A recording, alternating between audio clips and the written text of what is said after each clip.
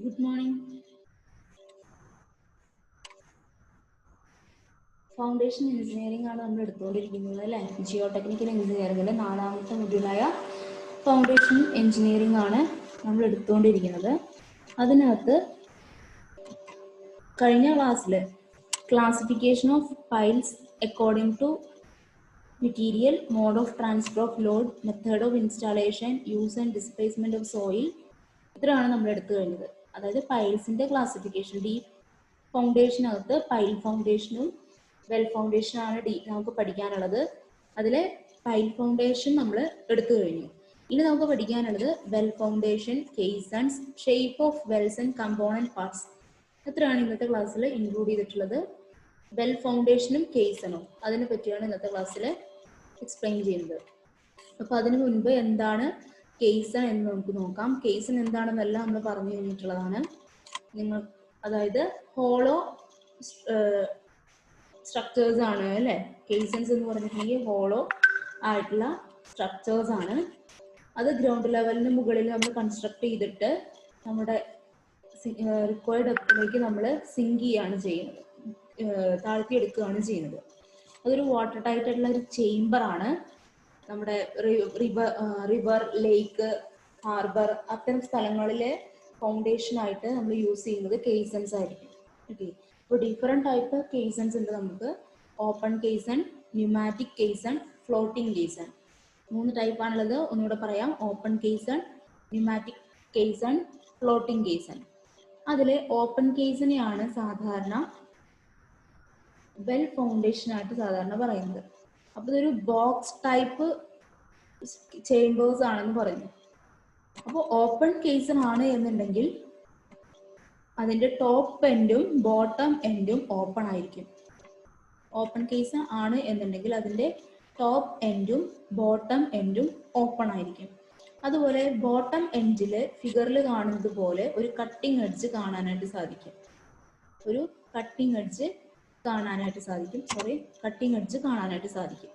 എന്നിട്ട് ഇത് നമ്മൾക്ക് എവിടെയാണോ ഇത് പ്ലേസ് ചെയ്യേണ്ടത് അവിടുത്തെ സോയിലിനെ റിമൂവ് ചെയ്തിട്ട് ഈ ഒരു പെർട്ടിക്കുലർ കേസ് തന്നെ നമ്മൾ അവിടെ കൊണ്ടുപോയി സിങ്ക് ചെയ്യുകയാണ് ചെയ്യുന്നത്. ഓക്കെ, അപ്പോൾ ഈ ഓപ്പൺ കേസിനെ പറയുന്നതാണ് വെൽ ഫൗണ്ടേഷൻ. അല്ലെങ്കിൽ നമുക്ക് വെൽ ഫൗണ്ടേഷനെ ഒരു കേസന്റെ, ഓപ്പൺ കേസൺസിന്റെ ഒരു സ്പെഷ്യൽ ടൈപ്പാക്കി പ്രത്യേകം പറയാവുന്നതാണ്. അതായത് ജനറലി പറഞ്ഞു കഴിഞ്ഞാൽ ഓപ്പൺ കേസും തന്നെയാണ് എന്ത് വെൽ ഫൗണ്ടേഷൻ. അതിന്റെ ടോപ്പ് പോർഷനും ബോട്ടം പോർഷനും എന്തായിരിക്കും? ഓപ്പൺ ആയിരിക്കും. അപ്പൊ അതെങ്ങനെയാണ് നമുക്ക് നോക്കാം അടുത്ത ടൈപ്പ് കൂടെ നോക്കിയിട്ട്. നെക്സ്റ്റ് വൺ ആണ് ന്യൂമാറ്റിക് കേസൺസ്.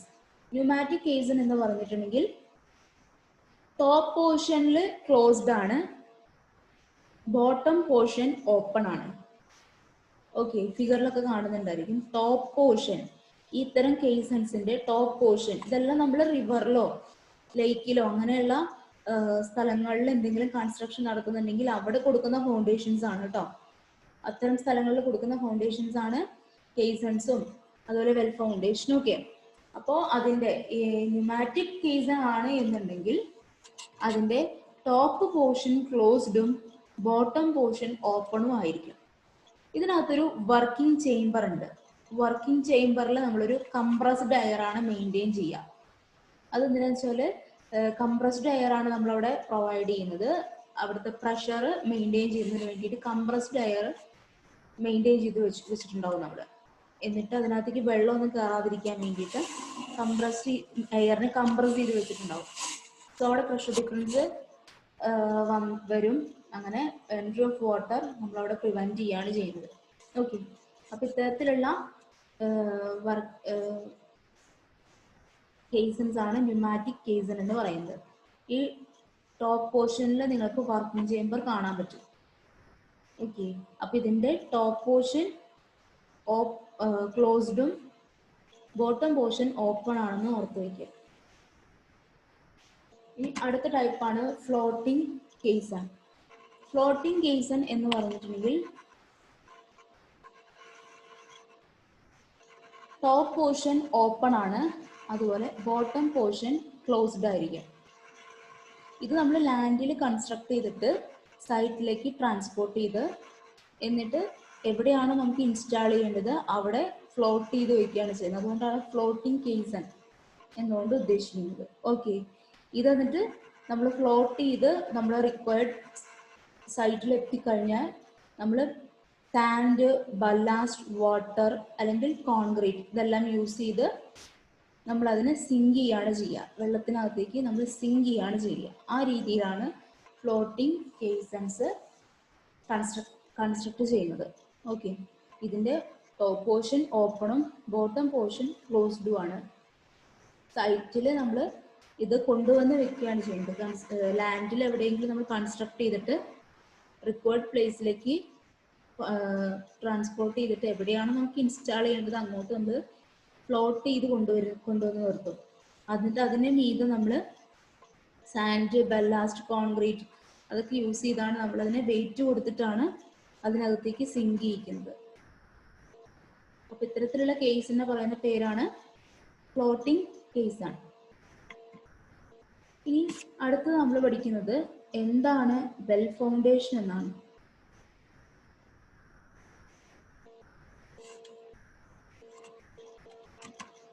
വെൽ ഫൗണ്ടേഷൻ ഇന്ത്യയിലാണ് ആദ്യമായിട്ട് ഇത് ഒറിജിൻ ചെയ്യുന്നത്. മാത്രമല്ല ഒരുപാട് ആയിരക്കണക്കിന് വർഷങ്ങൾക്ക് മുമ്പ് തന്നെ നമ്മൾ ഫൗണ്ടേഷൻ ഈ മോണ്യുമെന്റ്സ്, എന്തെങ്കിലും ചരിത്ര സ്മാരകങ്ങൾ അല്ലെങ്കിൽ ബ്രിഡ്ജ്, അക്വിഡക്റ്റ് അങ്ങനെയുള്ള സംഭവങ്ങളൊക്കെ ഉണ്ടാക്കുന്നതിന് വേണ്ടിയിട്ട്, അത് വാട്ടറിന് താഴെയുള്ള കൺസ്ട്രക്ഷന് വേണ്ടിയിട്ട് ആയിരക്കണക്കിന് വർഷങ്ങൾക്ക് മുമ്പ് തന്നെ നമ്മൾ വെൽ ഫൗണ്ടേഷൻ യൂസ് ചെയ്തിട്ടുണ്ട്. ഒരു വലിയൊരു എക്സാമ്പിൾ പറയാൻ പറ്റുന്നത് താജ്മഹലാണ്. താജ്മഹലിലെ ഫൗണ്ടേഷൻ എന്ന് പറയുന്നത് വെൽ ഫൗണ്ടേഷൻ ആണ്. ഇത് ഓപ്പൺ കേസൺ പോലെ തന്നെയാണ്, സിമിലർ ടു ഓപ്പൺ കേസൺ. ഇത് നമ്മൾ ഡ്രൈ ആയിട്ടുള്ള ഏതെങ്കിലും ഏരിയയിൽ നമ്മൾ കൺസ്ട്രക്ട് ചെയ്തിട്ട് പിന്നീട് റിക്വയർഡ് നമ്മുടെ സൈറ്റ് എവിടെയാണോ അങ്ങോട്ട് ട്രാൻസ്പോർട്ട് ചെയ്യുകയാണ് ചെയ്യുന്നത്. അല്ല എന്നുണ്ടെങ്കിൽ നമുക്കൊരു ഡ്രൈ ബെഡ് ഇല്ല എന്നുണ്ടെങ്കിൽ നമ്മളൊരു സാൻഡ് കൊണ്ട് ഒരു ഐലാൻഡ് ഉണ്ടാക്കിയിട്ട് അവിടെ വെച്ച് ഇതിനെ കൺസ്ട്രക്ട് ചെയ്യുകയാണ് ചെയ്യുന്നത്. ഓക്കെ, ഇനി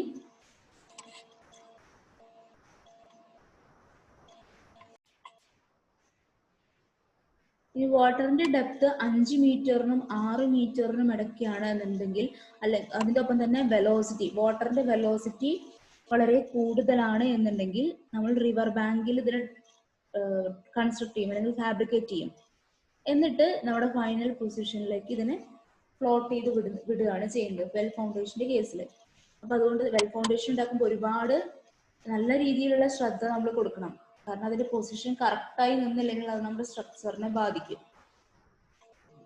പിന്നെ ഇതിനകത്ത് ഇതിന്റെ കമ്പോണൻസും കാര്യങ്ങളൊക്കെ നമുക്ക് നോക്കാനുണ്ട്. അപ്പൊ ഇതിനകത്ത് നമ്മൾ സാൻഡ് ബാഗ് ആണ് ഫില്ല് ചെയ്യുക. അതുപോലെ തന്നെ ചുറ്റും നമ്മളിത് കൺസ്ട്രക്ട് ചെയ്യുന്ന സമയത്ത് നമ്മൾ ഇതിന്റെ ചുറ്റും നമ്മൾ സാൻഡ് ബാഗ് പ്രൊവൈഡ് ചെയ്യും. എന്തെങ്കിലും കവറിങ്, ആ ഭാഗത്തെ മണ്ണ് ഒലിച്ച് പോവാതിരിക്കാൻ വേണ്ടിയിട്ട്, ആ ഭാഗത്ത് കവറിങ് ഒന്നും ഉണ്ടാകാതിരിക്കുന്നതിന് വേണ്ടിയിട്ട് സാൻഡ് ബാഗ് ഇതിന്റെ ചുറ്റുമായിട്ട് സറൗണ്ടിങ് ആയിട്ട് നമ്മൾ ഡെപ്പോസിറ്റ് ചെയ്യാറുണ്ട്. അതുപോലെ 50 to 60 സെന്റിമീറ്റർ ഡെപ്ത് വരെ ഇതിന്റെ സ്വന്തം വെയിറ്റ് കൊണ്ട് 50 to 60 സെന്റിമീറ്റർ വരെ ഇതിന് തന്നെ സിങ്ക് ചെയ്ത് പോകാനായിട്ട് സാധിക്കും. ഈ ഒരു മെറ്റീരിയൽ കൊണ്ടുള്ള, നമ്മൾ ഉണ്ടാക്കിയിട്ടുള്ളത് പല മെറ്റീരിയൽസ് കൊണ്ടാണ്. സോ ആ മെറ്റീരിയലിന്റെ വെയിറ്റ് കാരണം അല്ലെങ്കിൽ വെൽ ഫൗണ്ടേഷന്റെ വെയിറ്റ് കാരണം ഈ ഒരു 50 to 60 സെന്റിമീറ്ററോളം ഡെപ്തില് ഇതിന് തനിയെ ഇറ്റ്സ് ഓൺ വെയിറ്റ്, ഇതിന്റെ വെയിറ്റ് കാരണം ഇതിന് സിങ്ക് ചെയ്ത് പോകാനായിട്ട് സാധിക്കും. പിന്നെ അതിനുശേഷമുള്ള സിങ്കിങ് അല്ല നമ്മൾ ഡ്രൈ ബെഡിൽ മറ്റ് ഫൗണ്ടേഷനൊക്കെ എങ്ങനെയാണോ സിങ്ക് ചെയ്തത് ആ രീതിയിൽ തന്നെ മണ്ണ് കുറച്ച് എടുത്ത് മാറ്റി ഇതിങ്ങനെ സിങ്ക് ചെയ്ത് ഇതിന് മീത് വെയിറ്റ് ഒക്കെ കൊണ്ടുവന്ന് ഹാമർ ബ്ലോസ് ഒക്കെ കൊടുത്ത് ആ രീതിയിലാണ് നമ്മൾ ഇതും സിങ്ക് ചെയ്യിക്കുന്നത്. ഓക്കെ, ഇനി നെക്സ്റ്റ് നമ്മൾ നോക്കുന്നത് വെൽ ഫൗണ്ടേഷന്റെ ഒരു ക്രോസ് സെക്ഷണൽ വ്യൂ ആണ് ഇവിടെ കാണിച്ചിട്ടുള്ളത്. അതിന്റെ കമ്പോണൻസ് ആണ് നമ്മൾ നോക്കാനായിട്ട് പോകുന്നത്. അപ്പോൾ ഏറ്റവും ടോപ്പിൽ നോക്കുകയാണെങ്കിൽ ഇതിന് മുകളിലാണ് എന്താണ് നമ്മൾ കൺസ്ട്രക്ട് ചെയ്യുന്നത്, അതിന്റെ പിയറോ അബട്ട്മെന്റ് ഇവിടെ വന്ന് നിൽക്കും. ഇതിന്റെ ക്രോസ് സെക്ഷണൽ വ്യൂ ആണ്. പിയറോ അബട്ട്മെന്റ് ഇവിടെ വന്ന് നിൽക്കും. പിന്നെ ജസ്റ്റ് നമ്മളൊരു RCC സ്ലാബ്, അത് നമ്മൾ പറയുന്ന പേരാണ് വെൽ ക്യാപ്പ്. ഒരു RCC സ്ലാബ് കൊടുത്തിട്ടുണ്ടാവും. ദെൻ അതിന്റെ താഴെ ഒരു സിമെന്റ് കോൺക്രീറ്റിന്റെ ചെറിയൊരു പോർഷൻ കാണുന്നുണ്ടാവും. അതിനെ പ്ലഗ് എന്നാണ് പറയുന്നത്. അത് മുകളിലുണ്ട് താഴെയുണ്ട്. സോ ഇത് ടോപ്പ് പ്ലഗും താഴെയുള്ളത് ബോട്ടം പ്ലഗും. സിമെന്റ് കോൺക്രീറ്റ് ആണ് അവിടെ നമ്മൾ പ്രൊവൈഡ് ചെയ്യുന്നത്. നെക്സ്റ്റ് നമുക്ക് വെൽ ഫൗണ്ടേഷന്റെ വാള് കാണാം. വാളിനെ പറയുന്ന പേരാണ് സ്റ്റീനിങ്. ഫിഗറിൽ കാണാം സ്റ്റീനിങ്. അപ്പോൾ അതിന്റെ ഇന്നർ ഡയമീറ്റർ ആണ് DO എന്ന് കാണിച്ചിട്ടുള്ളത്. DO എന്ന് കാണിച്ചിട്ടുള്ളത് അതിന്റെ ഇന്നർ ഡയമീറ്റർ ആണ്. അതുപോലെ സ്റ്റീനിങ്ങിന്റെ ഔട്ടർ ഡയമീറ്റർ ആണ് DI എന്ന് കാണിച്ചിട്ടുള്ളത്. ഈ ഒരു വേക്കൻ്റ് ആയി കിടക്കുന്ന സ്പേസിൽ നമ്മൾ സാൻഡ് ആണ് ഫില്ല് ചെയ്യുക. ഇതിനകത്തേക്ക് നമ്മൾ ഫില്ല് ചെയ്യുന്നത് സാൻഡ് ആയിരിക്കും. ഓക്കെ, ദെൻ നിങ്ങൾക്കൊരു കർവ് കാണാം, ഒരു കട്ടിങ് എഡ്ജ് കാണാം. ഇത് ഇമ്പോർട്ടൻ്റ് ആണ്, ഫിഗർ വരയ്ക്കാൻ അറിയണം, അതുപോലെ തന്നെ അതിൻ്റെ കമ്പോണൻസ് മാർക്ക് ചെയ്യാനും അറിയണം. നമുക്ക് താഴെ നിന്ന് നോക്കുകയാണെങ്കിൽ ഏറ്റവും താഴെ ഒരു കട്ടിങ് എഡ്ജ് ഉണ്ട്, ഒരു വെൽ കർവ് ഉണ്ട്. സ്റ്റീനിങ് എന്ന് പറയുന്നത് ആ വാളിനെയാണ് സ്റ്റീനിങ് എന്ന് പറയുന്നത്. ദെൻ ഒരു ബോട്ടം പ്ലഗ്, മുകളിലേക്ക് വന്നു കഴിഞ്ഞാൽ ഒരു top plug and A well cap. ഇത്രയാണ് ഒരു വെൽ ഫൗണ്ടേഷന്റെ കമ്പോണൻസ് എന്ന് പറയുന്നത്. വെൽ ഫൗണ്ടേഷൻ ഈ ഫിഗർ വരയ്ക്കാനായിട്ട് നിങ്ങൾ അറിഞ്ഞിരിക്കണം. അപ്പം ഈ കമ്പോണൻസ് എന്താണ്, അത് എന്തിനാണെന്നും കൂടെ അറിഞ്ഞിരിക്കണം.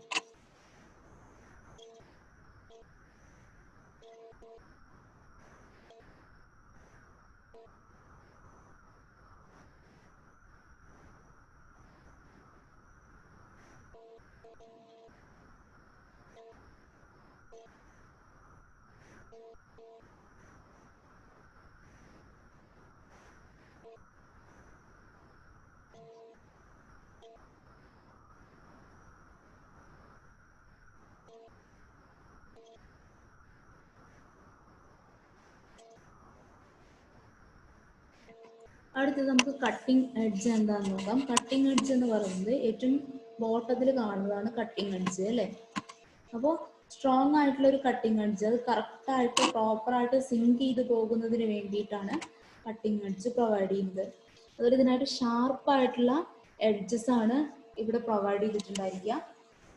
വളരെ ഷാർപ്പായി, എന്നാലൊരു നമ്മുടെ ഇപ്പോൾ ബോൾഡേഴ്സ്, ഇപ്പോൾ റിവറിന് താഴെ ഒരുപാട് ബോൾഡേഴ്സ് ഒക്കെ ഉണ്ടായിരിക്കും. അപ്പോൾ അതിന് ഇടയിലൂടെ ഇറങ്ങി പോകുന്നതിന് വേണ്ടിയിട്ട്, കറക്റ്റായിട്ട് സിങ്ക് ചെയ്ത് പോകുന്നതിന് വേണ്ടിയിട്ട് ഷാർപ്പായിട്ടുള്ള എഡ്ജസ് ആണ് അവിടെ പ്രൊവൈഡ് ചെയ്തിട്ടുള്ളത്. അപ്പോൾ sharp vertical edges having an angle of 32 vertical or having a slope of 1 horizontal to 2 vertical. ആ രീതിയിലുള്ള കട്ടിങ് എഡ്ജാണ് നമ്മളോട് യൂസ് ചെയ്യുന്നത്. ഒരു വെർട്ടിക്കലുമായിട്ട് 30 ഡിഗ്രി ആംഗിൾ ഉണ്ടാക്കുന്ന എഡ്ജസ്. അതുപോലെ അല്ലെങ്കിൽ നമുക്ക് അതിൻ്റെ സ്ലോപ്പ് എടുത്ത് പറയാം 1 ഹൊറിസോണ്ടൽ ടു, ഇവിടുത്തെ ഈ സ്ലോപ്പ് എന്ന് പറയുന്നത് 1 ഹൊറിസോണ്ടൽ ടു 2 വെർട്ടിക്കൽ ആയിട്ടുള്ള കട്ടിങ് എഡ്ജസ്. ആ രീതിയിലാണ് നമ്മളിവിടെ കട്ടിങ് എഡ്ജസ് പ്രൊവൈഡ് ചെയ്യുന്നത്. ഈ നമ്മൾ സിങ്ക് ചെയ്യുന്ന സമയത്ത് ഈ കട്ടിങ് എഡ്ജിന് ഡാമേജ് ഉണ്ടാവാനുള്ള സാധ്യതയുണ്ട് അല്ലേ.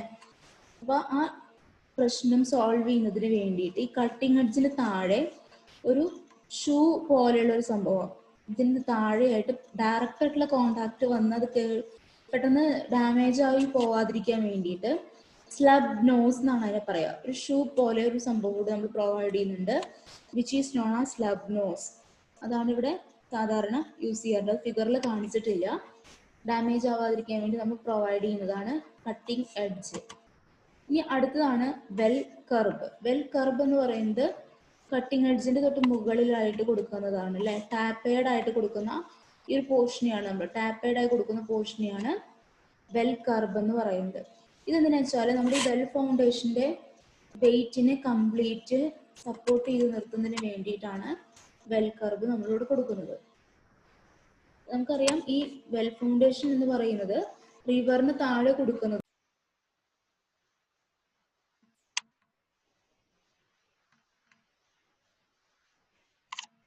സ്ലൈഡിൽ ചെറിയൊരു എറർ ഉണ്ടായിരുന്നു, ഇപ്പോൾ അതാണ് പോസ് ചെയ്തത്.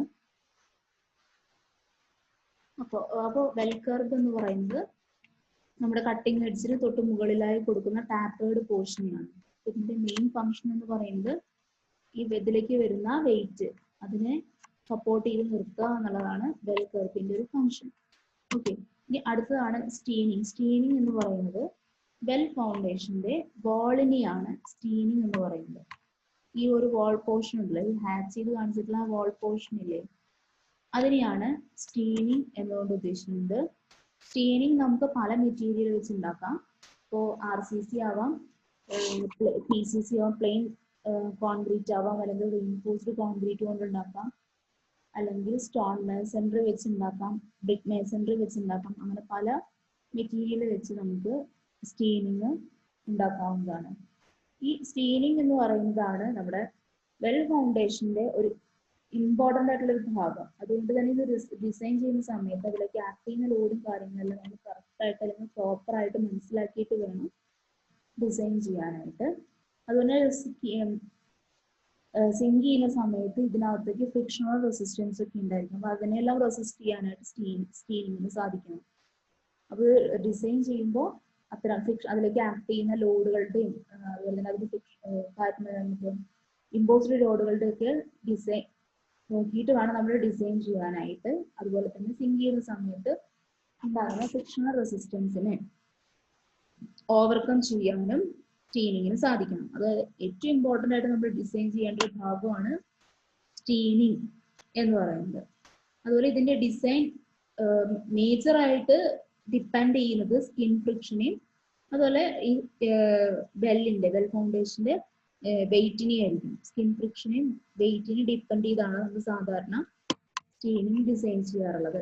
അപ്പൊ ഇത്രയും കമ്പോണൻസ് പറഞ്ഞതിൽ ഇമ്പോർട്ടൻ്റ് ആയിട്ടുള്ള അല്ലെങ്കിൽ ഇമ്പോർട്ടൻ്റ് ആവാനുള്ള കാരണം എന്താണെന്ന് വെച്ചാൽ ഒരു വെൽ ഫൗണ്ടേഷന്റെ കമ്പോണൻസിൽ സ്റ്റീനിങ് ആണ് കാലങ്ങൾക്ക് ശേഷം ആ ഒരു വെൽ ഫൗണ്ടേഷന്റെ ഇന്റഗ്രൽ പാർട്ടായിട്ട് മാറുന്നത്. അതുകൊണ്ടാണ് സ്റ്റീനിങ് ഡിസൈൻ ചെയ്യുമ്പോൾ നമ്മൾ ഒരുപാട് കാര്യങ്ങൾ ശ്രദ്ധിക്കണം എന്നോട് ഉദ്ദേശിക്കുന്നത്. ഇനി അടുത്തതാണ് ബോട്ടം പ്ലഗ്. ബോട്ടം പ്ലഗ് എന്ന് പറഞ്ഞു കഴിഞ്ഞിട്ടുണ്ടെങ്കിൽ നമ്മൾ ഇതിന്റെ സിങ്കിങ് എല്ലാം കഴിഞ്ഞതിന് ശേഷം അതിന്റെ ഫൈനൽ എത്ര ഡെപ്തിലാണോ വേണ്ടത് അത്രയും ഡെപ്തിൽ എത്തിയതിന് ശേഷം നമ്മൾ ഈ ബോട്ടം പ്ലഗ് ഉണ്ടാക്കും. അത് കോൺക്രീറ്റ് ചെയ്തിട്ടാണ് ബോട്ടം പ്ലഗ് ഉണ്ടാക്കുന്നത്. ഇത്രയും താഴെയുള്ള ഇത്രയും ഭാഗം നമ്മൾ കോൺക്രീറ്റ് ചെയ്യും. അപ്പൊ ഈ ഒരു ബോട്ടം പ്ലഗ് ആണ് ഈ ഒരു വെൽ ഫൗണ്ടേഷന്റെ ബേസ് എന്ന് പറയുന്നത്. ഒരു വെൽ ഫൗണ്ടേഷന്റെ ബേസ് എന്ന് പറഞ്ഞു കഴിഞ്ഞാൽ അത് ബോട്ടം പ്ലഗ് ആയിരിക്കും. അതിനുശേഷം നമ്മൾ ഇതിന്റെ ഉള്ളിലുള്ള ഭാഗത്ത് കംപ്ലീറ്റ് സാൻഡ് വെച്ച് ഫില്ല് ചെയ്യും. ഓക്കെ, ഇതിന്റെ സാൻഡ് വെച്ച് ഫില്ല് ചെയ്യും. നിങ്ങൾക്ക് ഈ ബോട്ടം പ്ലഗിന്റെ ഫിഗർ ചിത്രം കാണുമ്പോൾ തന്നെ മനസ്സിലാകും. ഒരു ബൗൾ ഷേപ്പ് ആണല്ലോ, ഒരു ആർച്ച് ഷേപ്പാണ് അവസാനത്ത് കോൺക്രീറ്റ് ചെയ്ത് കഴിയുമ്പോൾ നമുക്ക് കിട്ടുന്നത് അല്ലെ. അപ്പോൾ നമുക്ക് പറയാം the bottom plug gives the shape of bowl to produce arch shape. ഒരു ആർച്ച് ഷേപ്പ് ആണത് അവിടെ കൺസ്ട്രക്ട് ചെയ്ത് കഴിഞ്ഞാൽ നമുക്ക് കിട്ടുന്നത്.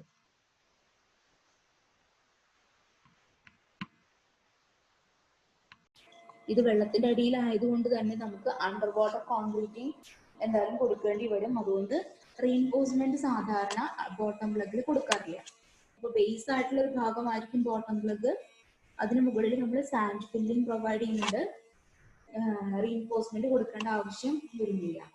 ഇനി അടുത്തതാണ് ടോപ്പ് പ്ലഗ്. ടോപ്പ് പ്ലഗ് എന്ന് പറയുന്നത് നമ്മൾ ടോപ്പിലാണ് കൊടുക്കുന്നത് അല്ലെ, അതും കോൺക്രീറ്റ് ചെയ്താണ് കൊടുക്കുന്നത്.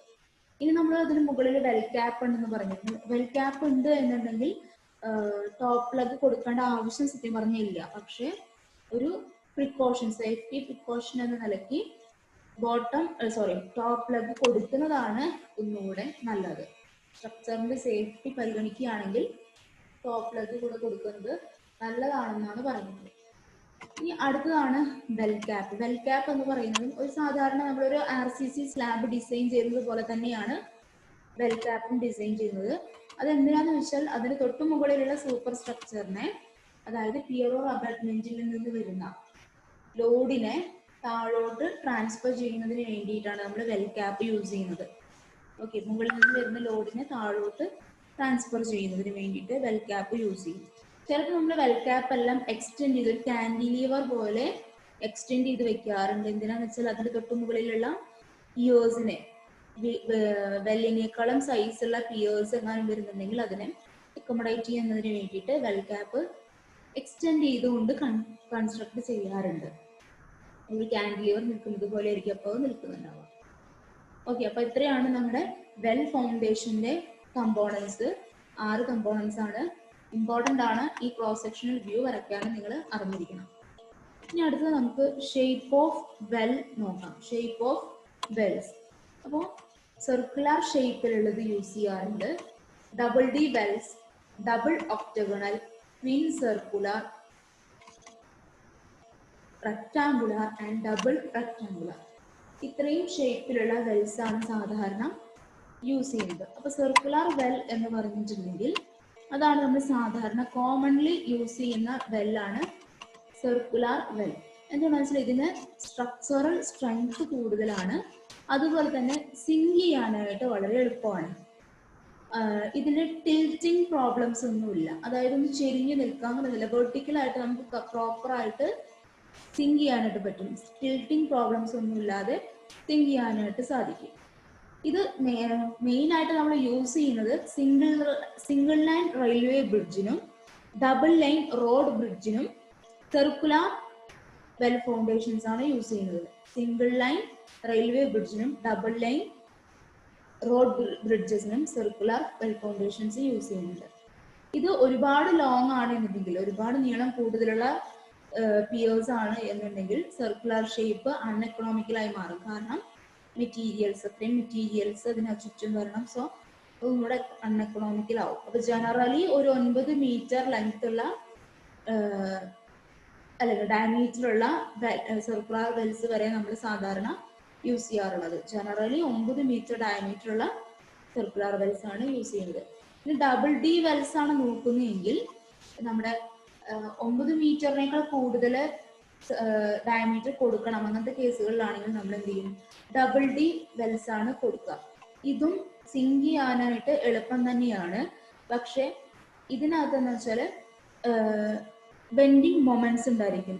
ഈ വെല്ലിനകത്തുള്ള പ്രഷറും അതുപോലെ പുറത്തുള്ള പ്രഷറും തമ്മിലൊരു ഡിഫറൻസ് ഉള്ള കാരണം ഇവിടെ ഒരു ബെൻഡിങ് മൊമെന്റ് ഉണ്ടാകും എന്നാണ് പറയുന്നത്. ഒപ്പം ഇതിനകത്ത് ഒരു സ്ക്വയർ കോർണേഴ്സ് ഉണ്ട് അല്ലെ, ഈ ഒരു പാർട്ടീഷൻ വാളിന്റെ അവിടെ സ്ക്വയർ കോർണേഴ്സ് ഉണ്ട്. അത് സിങ്ക് ചെയ്യുമ്പോൾ ഒരു റെസിസ്റ്റൻസ് പ്രൊവൈഡ് ചെയ്യുമെന്നാണ് പറയുന്നത്. ഈ സ്ക്വയർ കോർണേഴ്സ് ഉള്ള കാരണം സിങ്ക് ചെയ്യുന്ന സമയത്ത് ഒരു റെസിസ്റ്റൻസ് പ്രൊവൈഡ് ചെയ്യുന്നുണ്ട്. സോ അപ്പോൾ ഡബിൾ ഡി വെൽസ് എന്താണെന്ന് ക്ലിയർ ആയി. ഇനി അടുത്തതാണ് double octagonal Wells. Double octagonal Wells എന്ന് പറയുന്നത് ഡബിൾ ഡി വെൽസിനേക്കാളും ഒന്നുകൂടെ ബെറ്റർ ആയിട്ടുള്ള ഒരു ഓപ്ഷനാണ് ഡബിൾ ഒക്ടഗണൽ വെൽസ്. ഇതിനകത്ത് ഉൾഭാഗത്ത് നോക്കുകയാണെങ്കിൽ സ്ക്വയർ കോർണേഴ്സ് ഒന്നുമില്ല, അതുകൊണ്ട് തന്നെ ബെൻഡിങ് സ്ട്രെസ്സസ് റെഡ്യൂസ് ചെയ്തിട്ടുണ്ട്. ബെൻഡിങ് സ്ട്രെസ് ഇവിടെ മിനിമം ആയിരിക്കും, കുറഞ്ഞു വന്നിട്ടുണ്ടായിരിക്കും. പക്ഷേ സർഫസ് ഏരിയ വളരെ കൂടുതലാണ് അല്ലേ.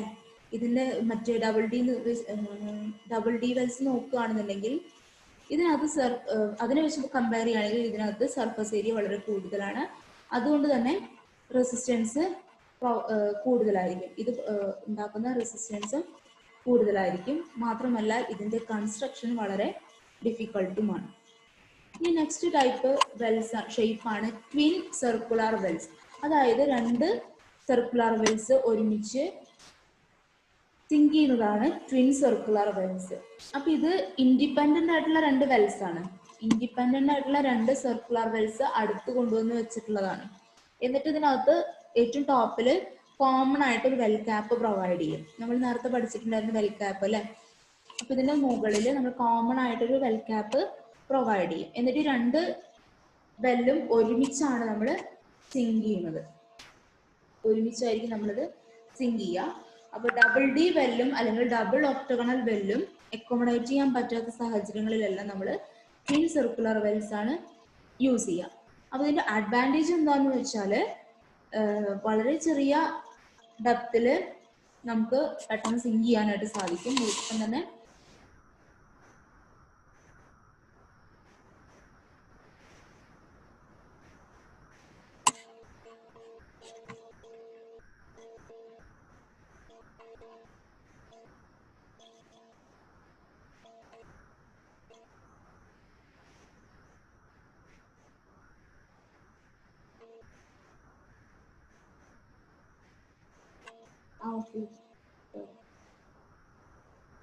ഓക്കെ, ടിൻ സർക്കുലർ വെൽസ് ആണ് നമ്മൾ പറഞ്ഞത്.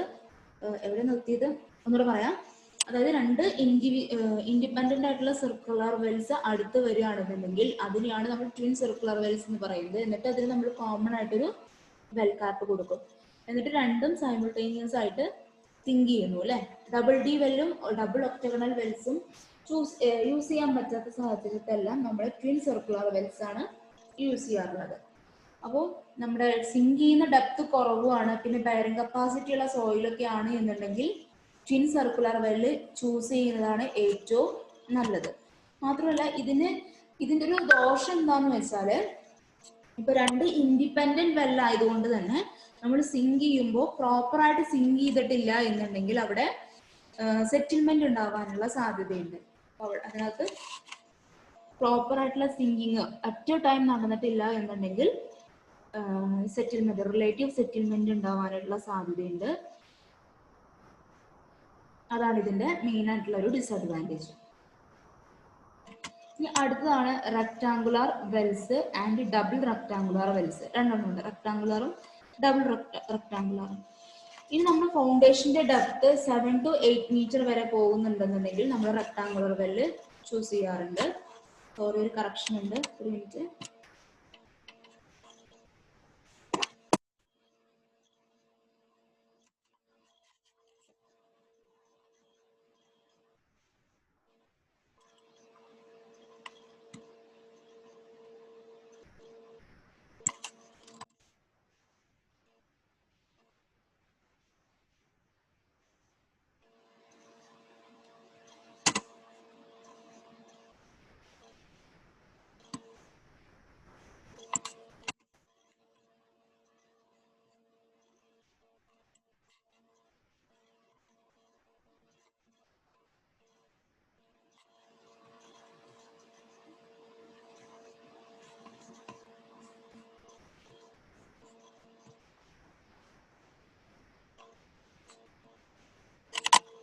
റെക്ടാങ്കുലർ വെൽസ് നോക്കിയത്, അതായത് ഫൗണ്ടേഷൻ ഡെപ്ത് 7 to 8 മീറ്റർ വരികയാണെങ്കിൽ റെക്ടാങ്കുലർ വെൽസ് യൂസ് ചെയ്യും. അതൊരു ലാർജ് ഫൗണ്ടേഷനിൽ നമ്മൾ ഡബിൾ റെക്ടാങ്കുലർ വെൽസ് യൂസ് ചെയ്യും. അതിനേക്കാൾ ലാർജ് ആയിട്ടുള്ള ഫൗണ്ടേഷനിൽ ഡബിൾ റെക്ടാങ്കുലർ വെൽസ് ആണ് യൂസ് ചെയ്യുന്നത്.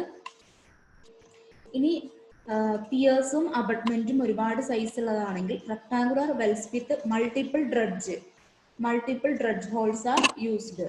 അത് ഫിഗറിലില്ല, പക്ഷെ ഇത്രയും മനസ്സിലാക്കി വെക്കുക. ഡ്രഡ്ജ് ഹോൾസ് ഒരുപാടുള്ള റെക്ടാങ്കുലർ വെൽസ് ഉണ്ടായിരിക്കും. ഇതിനകത്ത് ഒരുപാട് ഡ്രഡ്ജ് ഹോൾസ് ഉള്ള റെക്ടാങ്കുലർ വെൽസ്. ഇപ്പൊ ഇതിനകത്ത് തന്നെ ഇപ്പൊ ഒരു ഒറ്റ ഹോൾ എം ടി സ്പേസ് ആയിട്ടല്ലേ, വേക്കന്റ് ആയിട്ടല്ലേ നിങ്ങൾക്ക് കാണുന്നത്.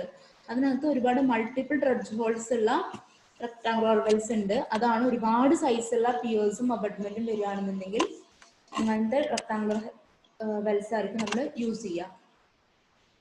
പിന്നെ അതുപോലെ തന്നെ ഇത്തരം വെല്ലിന്റെ സ്റ്റീനിങ് എന്ന് പറയുന്നത് അതിന്റെ സർഫസ് ആണ്, ഔട്ടർ സർഫസ് ആണ് അല്ലെ, അല്ലെങ്കിൽ വാളിനെയാണ് നമ്മൾ സ്റ്റീനിങ് എന്ന് പറയുന്നത്.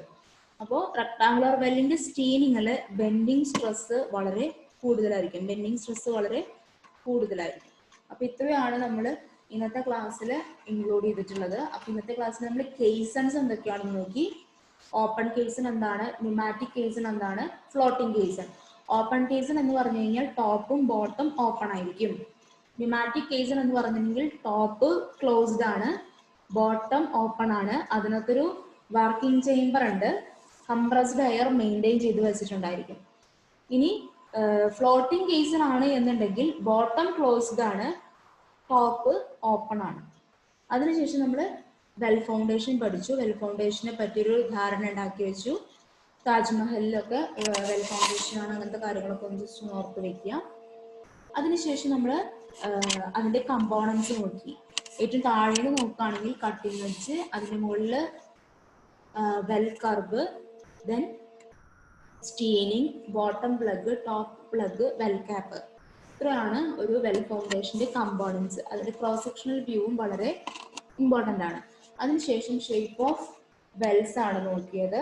ഷേപ്പ് ഓഫ് വെൽസ് എന്ന് പറയുന്നത് സർക്കുലർ വെൽ ഉണ്ട്,